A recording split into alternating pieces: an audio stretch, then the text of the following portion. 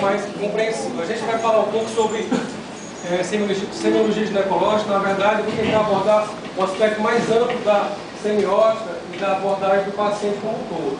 Essa aula tem duas partes. A primeira a gente vai falar um pouco sobre a anamnese ginecológica.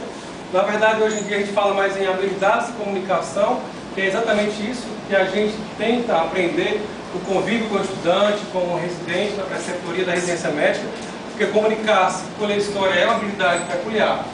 Antes de qualquer coisa, é importante a gente saber o que é a consulta.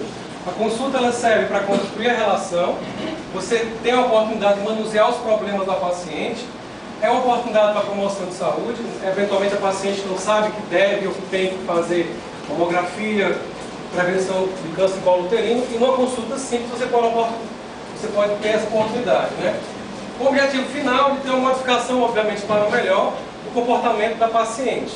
O ambiente médico, ele é extremamente importante que seja preparado antes da consulta. A gente sabe que no serviço público nem sempre nós encontramos a temperatura ideal, a mesa ideal, o material ideal. Apesar de no nosso setor nós temos materiais de altíssima tecnologia, né? Tanto na ultrassonografia como no exame colposcópico. É importante que, independente da tecnologia, que você esteja disponível, que você tenha tempo disponível para o paciente, que você esteja informado, de checar o prontuário do paciente, eles não chequei, não vi. Isso se reflete também na consulta médica. Se você vai para a consulta e não revisou o prontuário, não viu os exames, o que é que você vai perguntar? Para onde é que você vai? Tente resolver todos os problemas antes ou deixar aqueles que podem ser adiados para depois. A consulta é um momento onde você não deve se perder, nem deve perder tempo necessário. Apresentar-se é importante. Quantas vezes a gente está operando no centro cirúrgico, as pessoas entram na sala e saem, e a gente mal sabe, né, se são internos, residentes, assassinos ou traficantes, é verdade? As pessoas não têm o hábito de dizer bom dia, eu sou aluno, fulano de tal, sou interno. Inclusive a gente até brinca, né? O evangelista que é engraçado. Quem é você? A gente faz uma cara, o interno já fica assustado. Porque, na verdade, o susto é nosso inicialmente. Você está na sala, no atendimento não cumprimento. Imagina o paciente que não te conhece, que nunca viu, e você chega e não se apresenta, não mostra sua função. Ela vai contar a história para o enfermeiro, para o recepcionista. Chamar pelo nome é interessante, mas é mais interessante você perguntar como ela deve ser chamada. Muitas Franciscas são chamadas de Antônia, né? Muitas Conceições são chamadas de Sheila, de Kelly. Isso não é incomum no nosso meio, né? É bem frequente. A demonstração espontânea de interesse e respeito, ela pode ser feita com um simples gesto. O olhar no olho.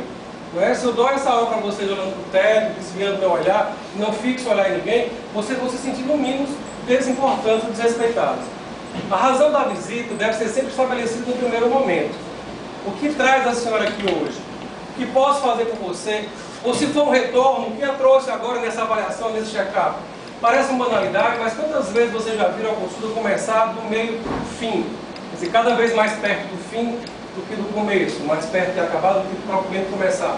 A paciente pode ter objetivos diferentes do médico, nem sempre coincidem os interesses. E por mais que você ache que você sabe tudo que deve ser feito, você tem que perguntar. Mesmo porque, por exemplo, no meu ambulatório, eu atendo uroginoecologia. Não é raro mandarem pacientes com problemas urológicos para mim. A gente escolhe uma história longa e no final descobre que a paciente está no lugar errado, né? Enfim, demonstrar comunicabilidade é uma coisa muito vaga, né? Como eu falei para vocês, o simples olho no olho, o simples sorriso, o dar bom dia e o comunicar-se falando quem você é, qual é a sua função e por que você está ali, já são fundamentais, fazem parte da essência para ganhar confiança, simpatia e desinibição. Não esqueçam que a gente está lidando com a sexualidade, com a genitália, com aquilo que mais se esconde, que mais se tem pudor. Não só no nosso meio, mas em qualquer sociedade, né? Algumas mais, algumas menos. Então como é que você ousa chegar nesse universo com uma paciente sem sequer se demonstrar simpático, interessado, empático, né? Que é o termo mais atual. Né? Após isso, você vai encontrar as dúvidas, ela vai se revelar para você. Existem algumas teorias mais atuais do ensino médico e da anamnese clínica, que os trabalhos mostram que a relação com o paciente, ela tem uma crescente progressão de satisfação, de melhores resultados terapêuticos, de aderência da paciente à terapia programada e de melhores condições psicológicas, à medida que, do outro lado, proporcionalmente, você aumenta na abordagem centrada no paciente, ou seja, o paciente como o foco mais importante, não a vaidade do médico ou a vaidade da instituição. Uma comunicação verbal e não verbal apropriada, nós já vamos saber o que é isso. As informações, compreensão das expectativas mútuas. O que é que o médico espera que aconteça com o meu câncer e o que é que eu espero que aconteça com a minha doença? Eventualmente, as expectativas podem ser divergentes, por simples falta de informação, de suporte emocional. O paciente, às vezes, não é informado porque é doloroso para o médico falar que se trata de uma doença incurável ou de uma doença terminal. E a gente tem que trabalhar isso. Nada mais do que usando afeto e empatia. Né? Atualmente, o modelo dito centrado no paciente, que é o que rege predominantemente as escolas médicas e principalmente as escolas de residência médica, ele está baseado no paciente. O problema está centrado nas ideias, preocupações, expectativas, na perspectiva que o paciente tem, nos seus sentimentos, dúvidas e o efeito, as complicações do complexo saúde-doença na vida do paciente. Essa estrutura biomédica, todos nós conhecemos muito bem. Nós aprendemos primeiro os sintomas, os sinais, a investigação e diagnóstico, o diagnóstico diferencial, as opções de tratamento clínico e cirúrgico. E onde é que ficam as preocupações, as expectativas e os sentimentos do paciente? Então, esse modelo atual, ele parece mais humanizado. Quando o paciente começa a falar, né, após a sua apresentação, é importante que você ouça a paciente primeiro. Parece também uma outra banalidade, mas é muito comum a gente perceber que o médico começa e termina sempre falando sem parar. Mesmo porque, se a gente der um tempinho, ela fala demais, né? Então, assim, tentar ouvir a paciente primeiro, evitar abaixar a cabeça, deixar as anotações para depois.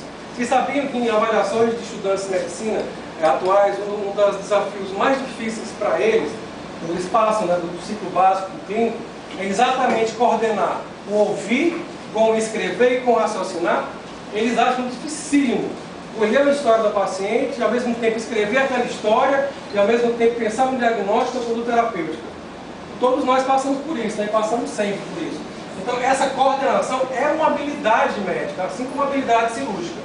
Então, na verdade, o segredo seria ouvir, ouvir, ouvir. Mas tem a paciente extrovertida demais, essa paciente pode lhe atrapalhar. Ela pode tirar a sua consulta do prumo, fazer com que você perca tempo com coisas que não têm a menor importância. Então você tem que ter habilidade também para evitar detalhes sobre fatos que não têm nenhum interesse com o diagnóstico. E tentar de alguma forma empática explicar para ela que é importante a objetividade. E que na verdade ao cortá-la você não está sendo antipático ou grosseiro, você está sendo objetivo. Já aquela paciente introvertida, que muitas vezes é frequente em ginecologia, você precisa ter habilidade com a simpatia e com descontração para que ela consiga falar os sintomas. Uma coisa muito comum é a gente que fala demais, a gente tem pressa demais e que tem paciente demais para atender numa manhã ou numa tarde. Atropelar o que a paciente fala. Doutor, eu vi com uma dor, essa sua dor, eu tive um sangramento. Antes dela terminar a última sílaba, você já vem com outra pergunta ou até mesmo com uma afirmação, sem saber sequer efetivamente o que ela perguntou, né? Muitas vezes a paciente tenta fugir da tangente, principalmente tocante à sexualidade, né? Quantos de nós que trabalhamos no dia a dia da clínica ginecológica sabemos que a paciente vai fazer uma prevenção, mas por que justamente hoje? Por que você não vê o mês passado ou no mês seguinte? Porque justamente hoje tem alguma coisa que aflige. Doutor, eu não tenho comprimento, eu não tenho sangramento, eu não tenho dor. É só fazer prevenção. E daí a gente descobre as disfunções, ou inadequações sexuais, as disfunções familiares, porque o consultório do ginecologista também é o leito para esses problemas. Hoje em dia, a comunicação em relação do terapeuta, do médico, do ginecologista, ela é centrada na exploração de dois pontos, que seria a comunicação verbal,